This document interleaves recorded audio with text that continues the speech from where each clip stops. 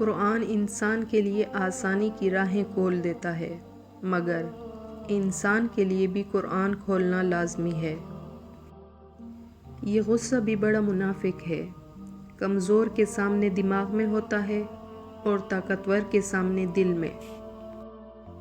ہم سچ ہمیشہ دوسروں کے بارے میں لکھتے ہیں، اپنے بارے میں نہیں، یہی ہماری اپنی ذات سے منافقت ہے۔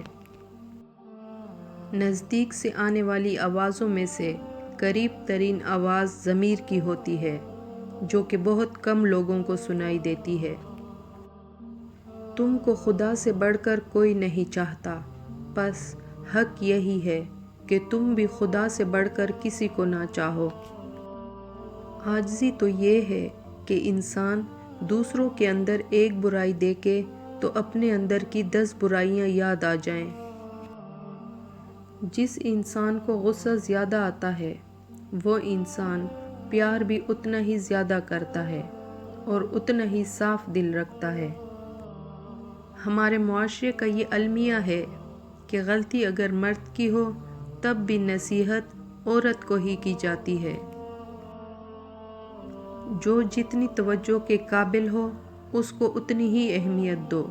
کم ظرف لوگوں کا حد سے زیادہ خیال رکھو گے تو اپنی اہمیت کھو دو گے۔ گفتگو سے سمجھ بوجھ میں اضافہ ہوتا ہے، لیکن تنہائی وہ مدرسہ ہے جہاں عظیم ذہن بنتے ہیں۔ الجھنا چھوڑ دیں ایسی چیزوں سے، حالات سے اور لوگوں سے جن کو آپ بدل نہیں سکتے۔ اپنی توجہ اس پر مرکوز کریں جسے آپ بدل سکتے ہیں، یعنی کہ اپنا آپ۔ ہماری دنیا کے مسائل اتنے زیادہ نہیں ہیں جتنے طنز، سوال، دل دکھانے والے تبصرے ہیں۔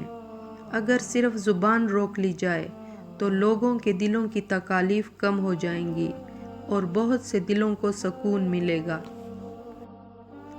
جب آپ کا دل مطمئن ہو کہ آپ غلط نہیں تو پھر کسی کو وضاحت دینا ضروری نہیں ہوتا، کیونکہ سچے اور مخلص لوگوں کی گواہی وقت خود دیتا ہے۔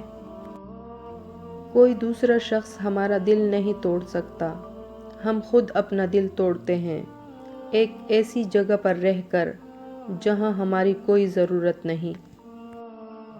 زندگی نے یہ سکھایا ہے کہ ہماری خامیوں سے زیادہ ہماری خوبیوں کی وجہ سے ہمیں ناپسند کیا جاتا ہے۔ اللہ تمہاری ہتھیلی کو اس وقت تک خالی نہیں ہونے دیتا جب تک وہ اسے کسی اور بہتر چیز سے بھر نہ دے۔